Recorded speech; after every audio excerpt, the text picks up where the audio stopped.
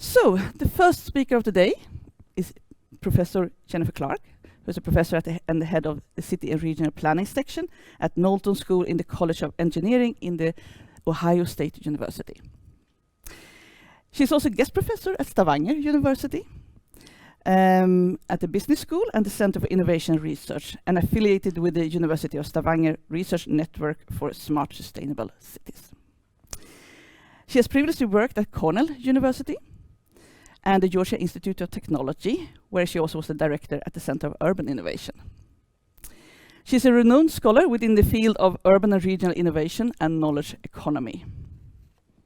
And for this conference, we were in particular inspired by Jennifer's most recent book from 2020 called Uneven Innovation, the Work of Smart Cities, which also won 2021, won the Best Book Award from the Urban Affairs Association. So in this book, the smart city concept is contextualized within the trajectory of uneven development of cities and regions, and shed light on how technocratic solutions historically has affected urban policy. And this book urges us to be aware of how new technology may increase existing inequalities and even produce new ones. And today, Jennifer Clark will give a talk with the title, "The City is Not the Customer, Confronting Uneven Innovation." So we're delighted to have you here, Jennifer, and please take the stage. I want to thank the organizers. I am really excited about the agenda, and of course some of my colleagues are on that agenda giving keynotes and parallel sessions, so I'm excited about being in the audience for all of that today too. So one of the things that I wanted to start out with saying is that I came to the Smart Cities conversation really as an academic expert on urban planning and economic geography. And really my focus has always been on economic development and regional economic development planning. So for me, when I started to look at smart cities, I was looking at it through the lens of somebody who studies economic geography and economic development. So very quickly, I was interested in the distributional consequences of the smart cities projects as they were sort of being rolled out incrementally. And one of the things that I was trained to do, as some of you I'm sure have been trained to do, is look deeply into the literature. And very immediately what came to my mind was, wait a second, this feels like uneven development. And so I started to go back to my some of my Neil Smith, some of my David Harvey, and think about, okay, how does this framework work to think about uneven development? So I start this slide here with one of the things that happens to me a lot, maybe happens to a lot of you who work on smart cities, which is I end up in this sort of liminal space between the academic discourse and the sort of public policy discourse, or sometimes I call it the consulting world discourse around smart cities. And among those things that happened recently was last spring, the MIT Technology Review, which is very much a popular publication in many senses, but probably has the biggest distribution of anything I've ever written. They distribute to the entire alumni of MIT. They did another one of their smart cities episodes, issues, and they said, will you write the introduction to this and tell us how to look back at the last 10, 15 years of smart cities? So I wrote a piece on that. And that piece made me think about a couple of things that I had written about previously. One was, do we know anything new from the experience of going through the pandemic? And the other thing was, do we know anything new based on the emerging revenue models that have now come 15 years into this project? And another thing really was, do we know anything about flexibility in work that we didn't know before? So when I looked back, just this last Monday, I was in one of these dinners that one goes to with a consultant who decided to tell me about smart cities, because I had a chance to look him up, but he had not had a chance to look me up. And so he explained to me his expertise on smart cities, and it reminded me of one of the things that I had recently looked at when I revisited this the book for the purposes of this conversation, because he said that consultant said to me, he said, "Oh, you know something about smart cities? Give me the elevator pitch about your perspective on smart cities." And I thought, I think not. I think not. And it reminded me really of something that I wrote in the book, which is that you often read what people say when they're sort of working around the hype of smart cities. And one of the conversations that Carlo Ratti talked about in 2018 in Dwell magazine, Dwell magazine is really sort of a design magazine. But he said that applying digital technology to the built environment enables a city to respond to its citizens. We can imagine a city that adapts to human need rather than the other way around, a living, tailored space that is molded to its inhabitants' needs, characters, and desires. What I found that was so interesting about this article, which was particularly focused on the Internet of Things, that it was really looking at how smart cities enabled the places to be responsive. That the technologies, of course, have the ability to make some substantial improvements in the functionality of the built environment. However, these tangible improvements get lost in the rhetoric around tailoring cities for personal needs and creating, quote, responsive cities. And this is what struck me about it. Simply put, cities have a system for responding to their citizens already through the democratic process. And for me, coming from the United States, particularly this week, the democratic process is sort of on my mind. And that is to say that how cities are tailored to the needs of their citizens is really through a flexible, adaptive, and responsive democratic process. Preferences are conveyed by voting. They don't need to go through sensing. And so this is one of the things that I think is really important to understand, is the context in which we're deploying these technologies. So looking back at 10 years of pilot projects, I think it's important to keep in mind that we still don't see the smart cities projects, the technologies and interventions, actually solving or mitigating primary challenges that most cities face.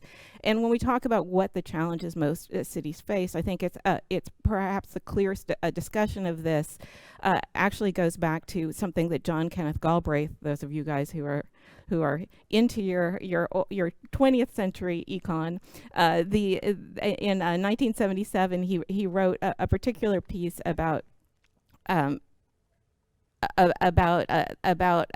we think about and how we blame cities for what are actually economic problems, broader national economic problems. So the way that he puts it is, since it is there the city that people live, the problems of industrial civilization are seen as the problems of the city, which should be blamed on expanding income and output, the changing composition of product, higher and different consumption, the modern role of unions, the unwillingness of people peacefully to starve. You guys will remember that Galbraith had a sense of humor, so he would do dry wit like that on times. The unwillingness of people peacefully to starve gets blamed instead on the way the city is governed. The modern big city mayor is a most convenient figure in our time. He gets, and in his innocence, largely accepts the responsibility for the tensions, discomforts, maladjustments, and failures of the industrial system. It follows that to understand that system, nothing is so important as an understanding of its urban life. This, like most things, must be examined in some historical depth.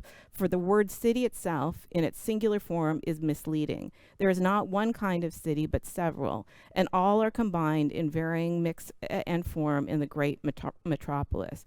This is something that I found very important to keep in mind, is that as the smart cities discourse has developed over the last 15 years, it is focused on the word smart, not on the word city. And the people who are most involved in talking about smart cities are typically the people who are involved in the technology side, not experts on urban development or urban innovation or even urban history, urban sociology, and urban geography. Points to keep in mind. So one of the things that I keep in mind when I look at this work, and again, I come from it from a more economic geography, economic development perspective, is I'm always looking at it as a set of markets. Who is the smart cities market? To whom are the smart cities firms, or the firms that are part of the smart cities project, selling?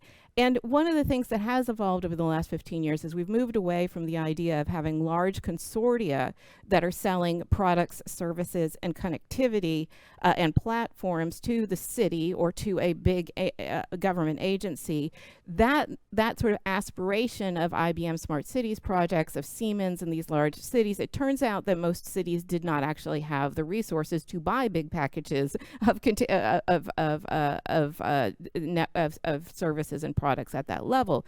So what the pivot that was made over the last 10 years was really for firms to start looking at smaller scale interventions. So you see many more sort of apps, many more shared services. Those are sort of the success stories. And then you start to see that the relationship between smart cities firms and cities is really as looking at the city as an innovation sandbox. And so what ends up happening is cities become spaces for prototyping products, but they also become spaces for distributing the service and products that develop. So if you think of the city as a container, as a territory where the smart cities project, the geography that is necessary to the production process of smart cities. But the city should not be seen as the primary customer. The primary customer, the people who are actually buying this, tend to be other firms. It's more of a B2B relationship or customers specifically, right? So what becomes really interesting from an economic geography perspective is how it is that the cities actually become a preferred scale for the tech sector, for the purposes of developing this particular industry. And here some of these metaphors are really useful. So you've heard the metaphor around innovation sandbox, where cities become the location for innovation. This is how you design the products. You actually are producing the products often in cities, the distribution of them, but also the consumption. So you can see this sandbox is throughout the production process for the tech sector's engagement in smart cities development. We also, and you guys all, today is not a great day to be talking about oil, but this whole conversation about the metaphor of data as oil, and much like oil that we have right now, we don't really know what the proper price for this data that we are extracting is. So that again becomes a complexity in this story. And then there's the aspect of this, which is how the public partnership between cities, states, the public sector more broadly, and depending on where you are at what scale, administrative scale, how the public sector is used as really a way to reduce risk and provide subsidy for the tech sector as it develops these prototypes. And that's really a metaphor that looks like the industrial state, for those of you who are familiar with that language. So the way that I started to think about this was that the Urban Technology Project, which is one of the ways I refer to the Smart Cities Project, is really talking about selling competitive advantage. We're talking about selling to cities the idea that that it is an entrepreneurial act for them to be engaged in this process. So for me, I really came to this as an academic expert on regional economies, innovation systems, and industrial clusters. And my first reaction when I was talking to audiences about smart cities was to just say, cities actually work. I don't really understand what we're talking about here, right? And so the lens that I brought to this was the lens that I had brought to other kinds of research that I had done on industries like photonics and optics. And I had spent the better part of my professional career engaged with policy questions around technology diffusion projects. And that is, I analyzed how and in what ways emerging and enabling technology to alter the spatial distribution of economic activities as they influence the geography of production. This is why the test beds and prototyping and territory of production were so interesting to me about smart cities.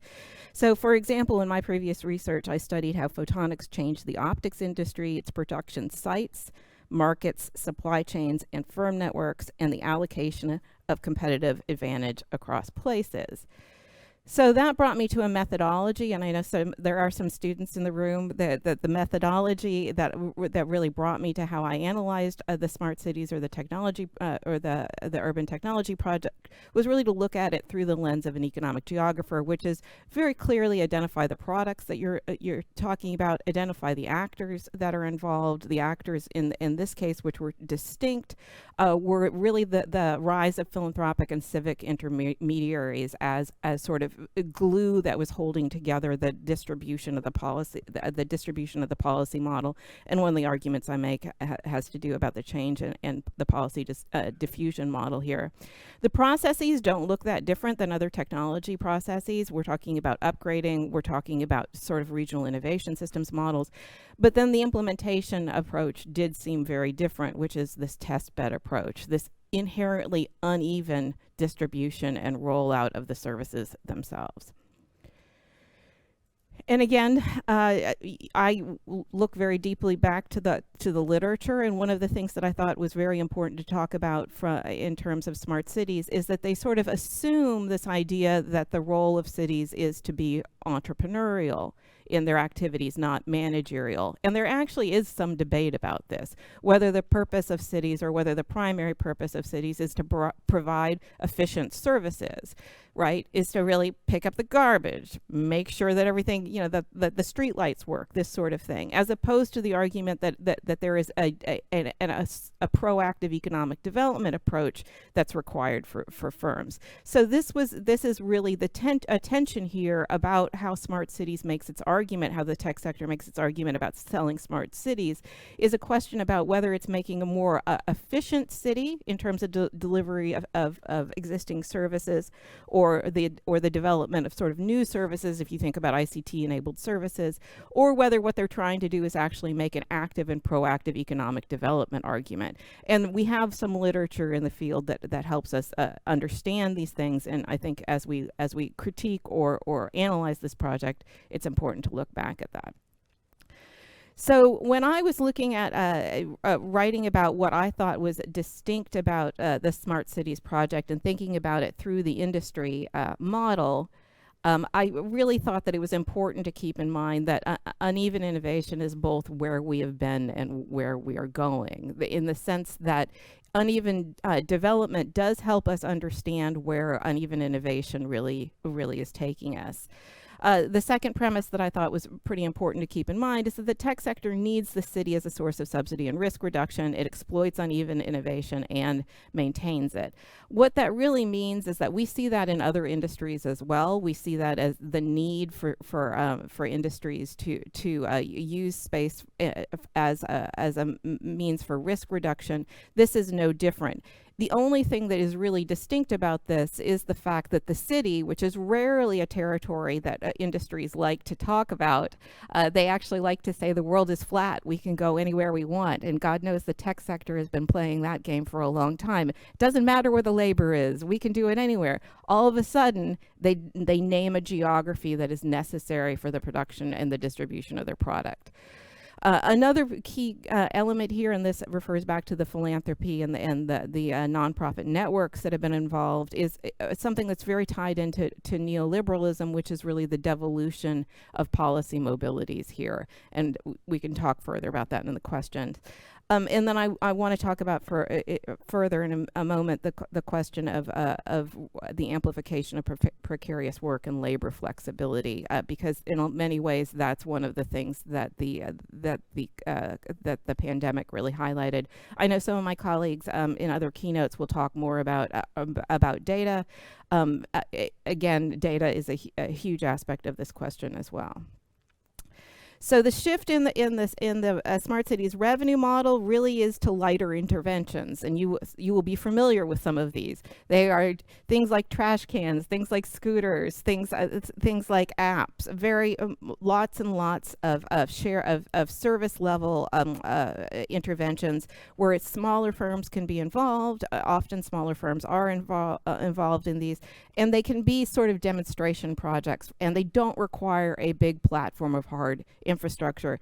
And in many cases, they also don't require sort of the full rollout of something like a 5G, right? So the sort of necessary platform infrastructures like the ICT infrastructures or like the physical changes in the built environment that are required for something like AVs hasn't really happened yet. And may not, without there being more of a consensus about who has the responsibility for both paying for the development and maintaining it once it goes through. So cities then remain this issue of the platform for who. One of the things that we see is this move towards the revenue model being tightly engaged to data extraction, meaning these smaller scale interventions all have data that flows through them. And so the collection of that data is a large part of where the revenue model is. There is also a big connection to real estate redevelopment, and there's two examples here in the slide of redevelopment projects that have built into their projects the data extraction, but also the real estate redevelopment. These are not things that should surprise anyone involved in economic development, but the scale at which they are happening and the speed at which they are happening and sort of the way that they are happening under the heading of smart cities rather than sort of typical traditional economic development means that they do not bear as much strict scrutiny as some other kinds of projects would. And then the question of whether what COVID-19 actually exposed about smart cities. And this is a really interesting question to me, I think, in two levels. One is that some of the most we really found that where smart cities technologies had been involved in the last 10 years turned out not to be in the places where we ended up needing them in order to manage the COVID-19, right? This ended up being more, we ended up sort of in the situation of something that some might not consider particularly high tech, which is things like signage telling us to stand 6 feet away from each other. This is not exactly, and this is a picture of the High Line in New York, which is the way that the High Line was handling social distancing. Please put a mask on, please stand 6. And so we start to see that perhaps what we were investing in is certainly within public health systems was not in fact what we could sort of mobilize at the time that we needed it. And then there's an issue around flexible work, and this is, the stay-at-home orders and the tendency of people to then want to stay at home.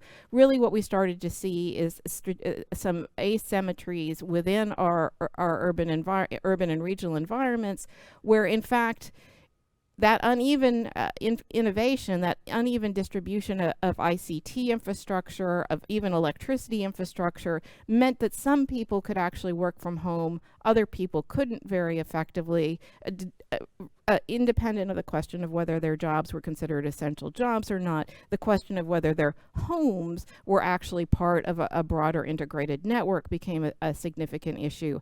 And the question of what it means to ask cities, to the public sector, to create urban spaces which are actually platforms for flexible work and precarious work started to be something we could talk about a little bit. Who should pay for that? If firms no longer are going to pay for the electricity and the space, then who's going to pay for? They're essentially outsourcing the cost of the office, the cost of work. We've seen this already in career ladders. Again, I sit in the United States primarily, so labor flexibility is something that's been on my mind for quite a long time. The question of whether it's the city's responsibility to facilitate and subsidize labor flexibility through the built environment, that becomes a very interesting question. So what we learned really from this crisis is that the real success stories of smart cities were these sort of software-based shared services. This is sort of where the venture capital was going, where sort of the buzz was going. And these are services that seemed really dependent on a particular kind of context, not a pandemic. And the shared services that we actually still have concerns about, which are generally those public services, right? Clean water. And again, from the US context, we think about emergency communications, reliable heat and electricity, clean water. On reliable heat and electricity, I'll tell you, when I left my house yesterday, we had the electricity turned off in order to deal with a heat wave, right? So walking away from a modern modern place and not even having electricity is one of those delightful elements of the sort of uneven infrastructure development.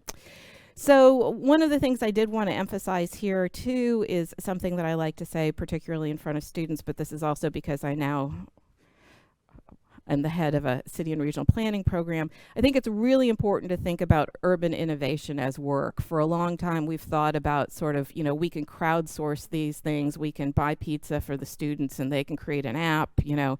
This is actually specialized work, figuring out how to deal with open data, figuring out how to do the research behind the implementation of the smart cities technologies, being able to weigh the relative pros and cons and the opportunity costs of different kinds of investments. Given that we're talking about public sector investments, this is actually serious work, and we have to train people and hire people to do it. So in terms of the gaps in the urban technology project as I understand them, I think really there's a critique that needs to happen of conceptualizing residents as consumers and users, and often both rather than citizens. This is something that sort of seeps into the smart cities conversation from the tech sector's discourse, is this idea that we're talking about users rather than residents or citizens, and that very much changes the design on the front end of the products.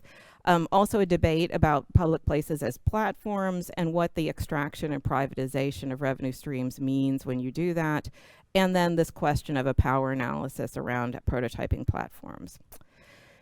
So are there alternative futures for this project? Is there something positive I can say? Yes, there's something positive I can say about this, which is I still think there's a great deal of promise to the idea of the urban technology project. Part of this is really an idea, if we're going to return to managerialism, if we're going to step back from the question of whether cities need to be this highly engaged in economic development, we can do that and still manage to create more enhanced services. That's one option. The other option is to embrace urban entrepreneurialism, say economic development is one of the functions of cities, but make a more participatory process emerge from that, more of a bottom-up process rather than a top-down process. One thing to keep in mind is that the urban technology project, as it's been rolled out primarily, tends to be industry-driven. These are the technologies we have. Do they match something that your city, not the city has needs, let's innovate and design a project that's specifically geared to this particular need. It's not actually that hard to make that transition. So in terms of challenges ahead, I think really one of the things that we need to work on is investments in additional embedded innovation capacity within city governments. Certainly for governments where we're in more neoliberal places where that has been outsourced, that really has to be built back in. Essentially, we need more people with more expertise who are actually sitting in cities and on the city side of the table when negotiating with firms. There's also an obvious government reaction that could happen to expand citizen rights to intangible assets. So specifically data. It is possible to respond to this question of data through legislation at the city scale. We do see states doing that. We have seen the EU do that to some extent. We've seen states like California do it. Cities could do this too. Cities do this through ordinances. They could do all sorts of things, but they would have to have, returning to point A, they'd actually have to understand what they're looking at with some specificity in order to actually create those citizen rights to intangible assets. And finally, new technologies provide an opportunity to increase the involvement of residents in real-time governance of the city. It is possible to use these technologies to expand the participatory planning practices that are otherwise unevenly adopted in response to past waves of technocratic planning and infrastructure investment. And many of you who know the US case know that there's much critique about the previous technocratic approaches. So I end by reminding everyone of something that I like to remind myself of, which is Dolores Hayden's 1980 article, What Would a Non-Sexist City Be Like? Hayden asked the readers to consider and actually to visualize how to produce a city that did not reflect the institutionalized gendered norms that frame decisions about the design and investments in our built environment and the systems and services that operate it. Similarly, as I mentioned earlier, Carla Ratty asked us to visualize a city tailored to the needs of individuals. Hayden and Ratty are making different arguments. Ratty is arguing for a technology solution, and Hayden is arguing for a shift in the patterns of social reproduction. Hayden's argument is pretty simple. Perhaps we should stop reproducing structural inequalities in structures. Yeah, so here I have made the latter argument just to stop reproducing uneven development patterns through technology solutions. Uneven innovation is a manifestation of an old problem: the sexist city, the racist city, the classist city, the city of unequal opportunities and unequal outcomes. I've also made another